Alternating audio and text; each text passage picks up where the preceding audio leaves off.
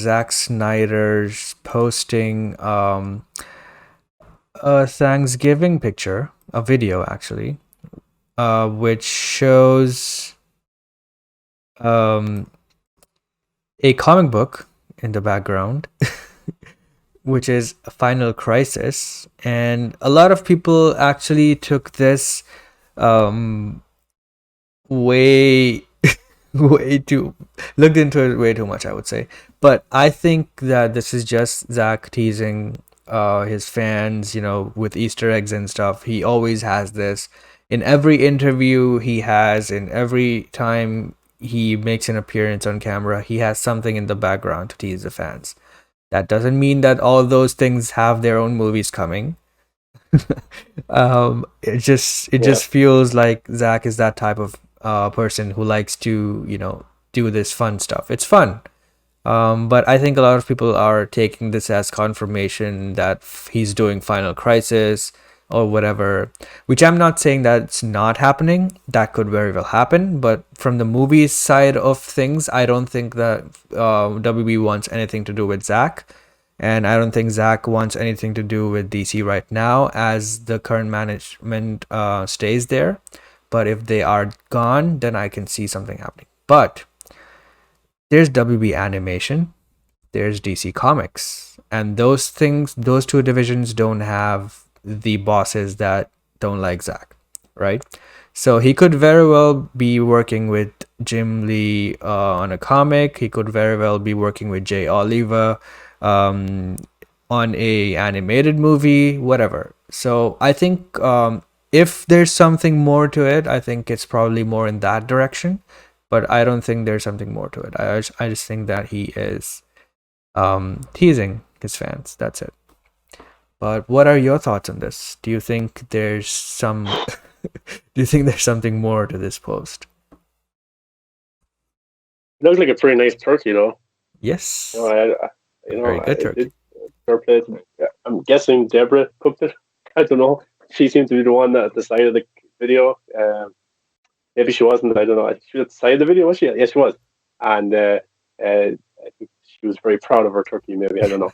But it looked nice. So I hope the Snyders had a pretty good Thanksgiving. But yeah, it was. Look, Zach always has deeper meanings and stuff like that, which is cool. And Final Crisis was there and it looked very deliberate. And there was two kind of maybe storyboard notebooks on top of it as well, where Zach draws his storyboards for his movies. What's he going to do? I don't know if it means anything. But it is interesting all the same, and it's great to have this discussion. And Snyderverse or Restore the Snyderverse has been trending, and even Jason has been saying that it's trending today as well. 71,000. That's pretty good when there's so much No Way Home stuff dropping every single day as well. But James says this post was very controversial. Yeah, it was. The people said, "Oh, it means something." People said it doesn't mean something. And you had the anti-Snyder people, just absolutely shitting on people who were making out to be bigger than it was. But yeah, maybe it does mean something. But I think it's more of like we don't know what's going to happen when Discovery, because Toby Emmerich's still right there right now. He's still there, and he hates Zack Snyder, and Zack Snyder won't work with him. But he's right not to work with him. And even when the Snyder Cut was announced and Justice League was coming, Toby Emmerich started putting his nose in, tried to change things and stuff like that. So he was always going to be a dickhead towards Zack Snyder. So why would Zack Snyder go back? Yep. And then Walter Hamada is there as well. They said it was a cul-de-sac. Then Ann Sarah. These people are still there. We'll have to wait until Saslav comes in. I don't think Saslav's going to come in and save everything. Maybe he will, but it's just a lot to have. It's a lot to back on one guy to save everything. When people thought, I remember when Walter Hamada got the job, people were saying, "Oh, he will sort out the DCU."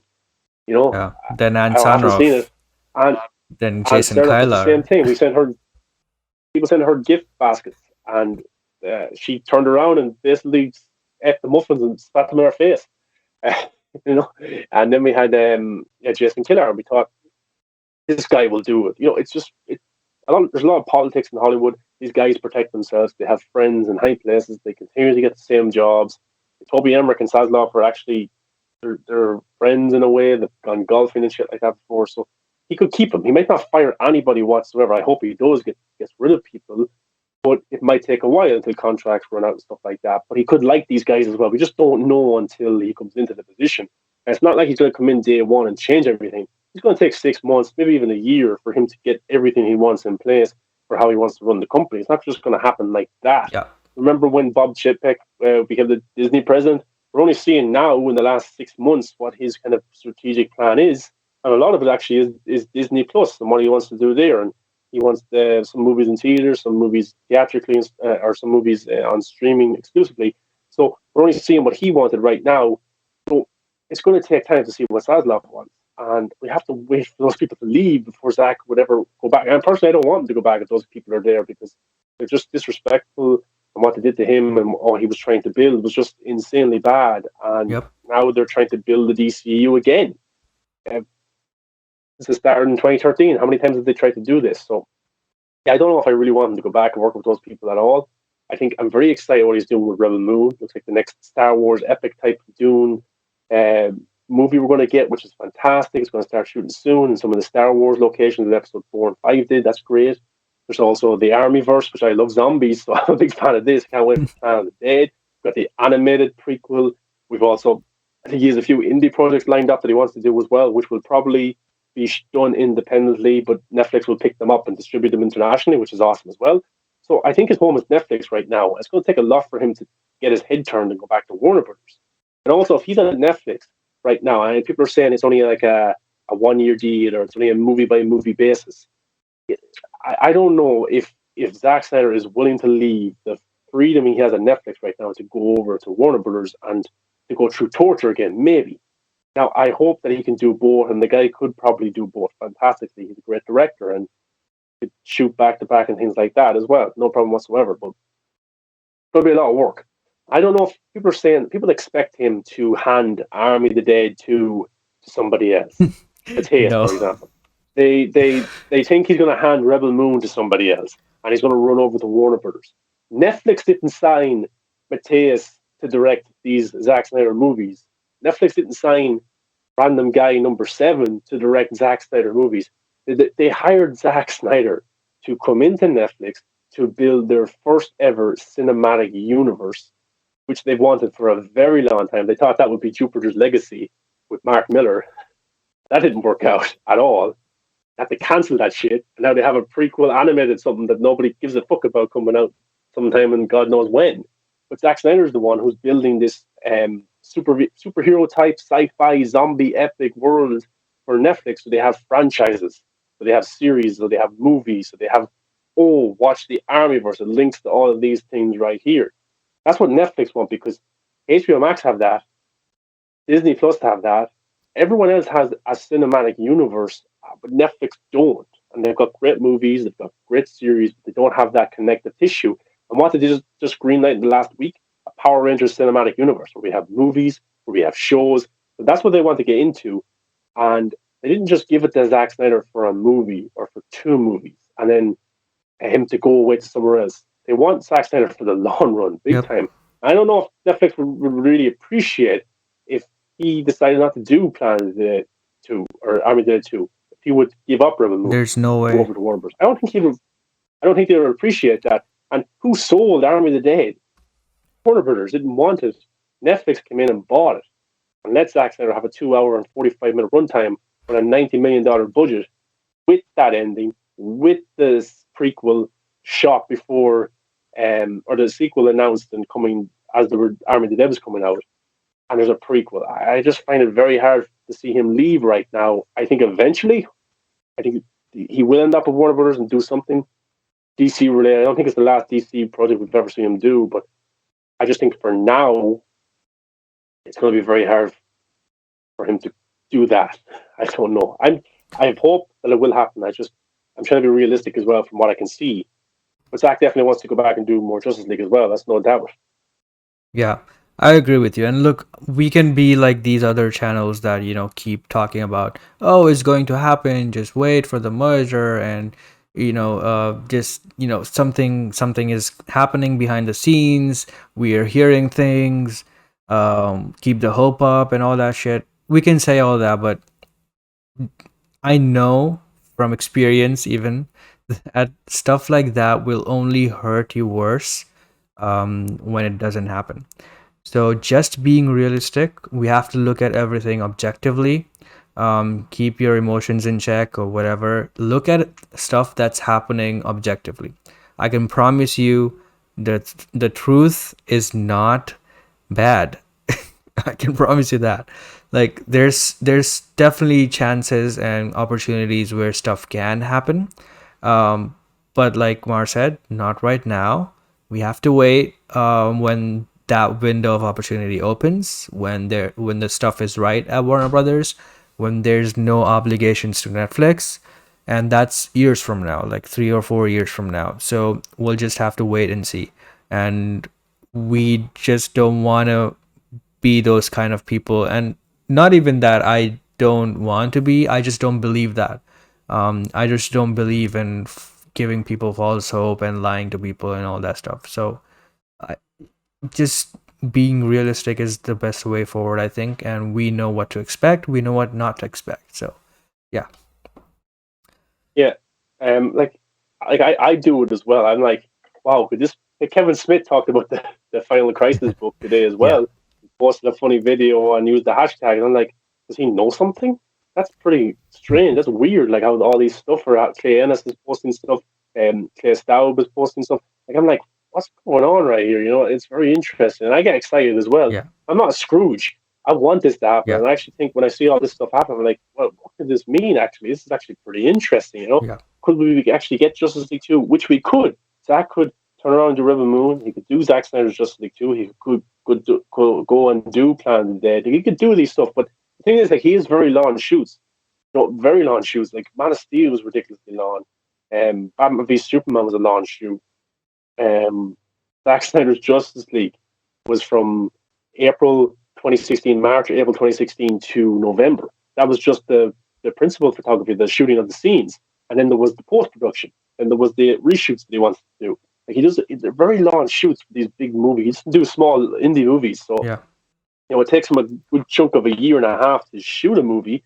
And then it takes him another whatever time to all the post production. So it would take a long time for him to do these things. And I don't know. I actually think he could come on as a writer for Wonder Woman 3 or as a main producer for Wonder Woman 3, definitely.